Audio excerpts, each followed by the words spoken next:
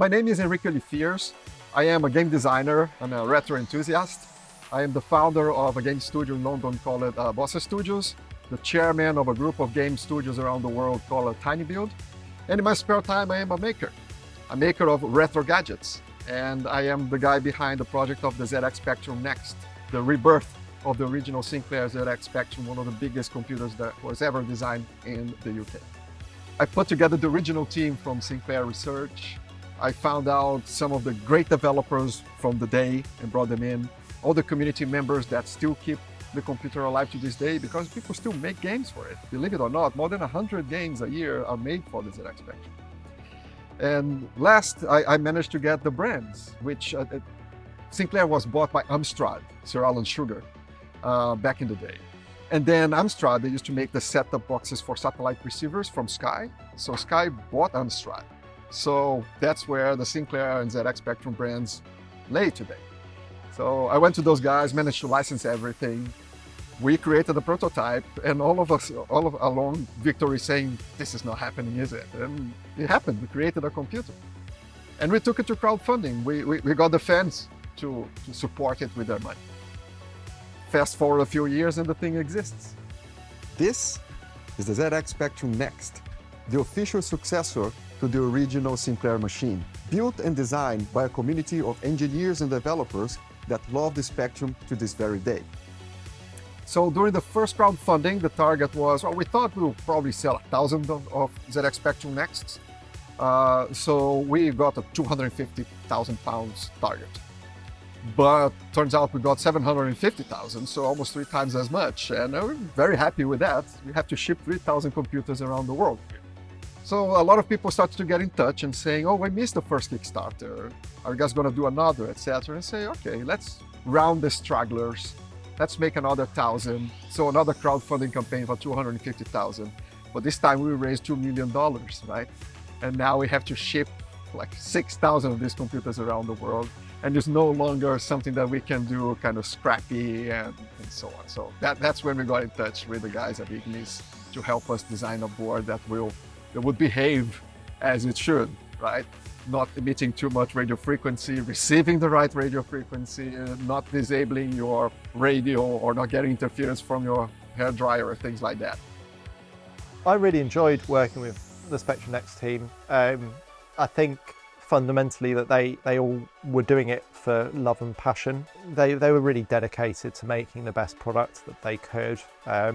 I had a lot of communication with one of their team members who was in Canada, which was, from a time zone point of view, was quite challenging. You know, I'd ping over an email last thing at night, and then in the morning I'd get a response, but then, you know, I wouldn't hear anything from him until the next morning.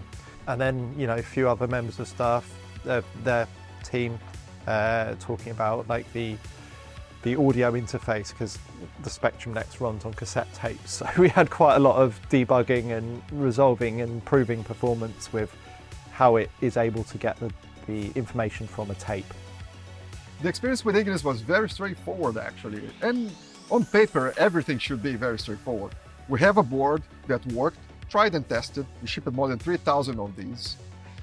We just wanted it to be rejigged, redesigned, improved, so it would kind of behave the way it should. Problem is, as soon as we started and actually finished the design, we were hit with the pandemic. And lockdown, we have this design fully tested, approved, ready to produce, couldn't make it anywhere, right? There was no one to manufacture, there was no parts around, and everybody, without knowing when lockdown was gonna end and the world will resume its pace. So we sat on top of that and waited. But during the wait, Xilinx, the manufacturer of one of our key components, the FPGA that lies at the center of the computer, decided that they wouldn't manufacture anymore the model that we used. So we have to go to Ignys and say, folks, we have to redesign the whole thing to use a different FPGA. And that was a lot of work, which were made surprisingly fast by Ignys.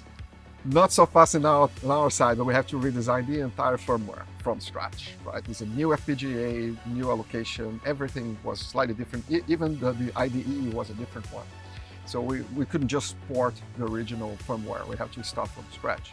And given that we didn't just make a computer, we made all the firmware, all the OS, all the software suite that goes with it. It's literally a plug-and-play machine. So we had to reevaluate all of that. And Ignys was with us all along the way. One of the main issues that we had was the original ZX Spectrum was a very, very low-cost product. And they did a lot of little tricks to try and get it to meet the price point. They didn't always do things properly. So in certain situations, they sort of bent the rules slightly, and then you try and implement that with more modern components, and you find that it doesn't do what it's meant to be doing. And so you've then got to work around that. So yeah, there was a lot of back and forth of how are we going to replicate the original functionality of this product when they were just abusing the chips to get the performance that they were, the features and performance that they were going for. Now, one thing I have to say about Ignys is that they're just not super competent and capable. They know what they're doing. They have a patience that I haven't seen anyone else have. Because this is what happened. The new FPGA that we used is much more capable than the original one. It's larger. So the engineers on my end started to say, well, is that something else we can squeeze in? This new feature, this other thing that the computer doesn't do, and this other thing that we want.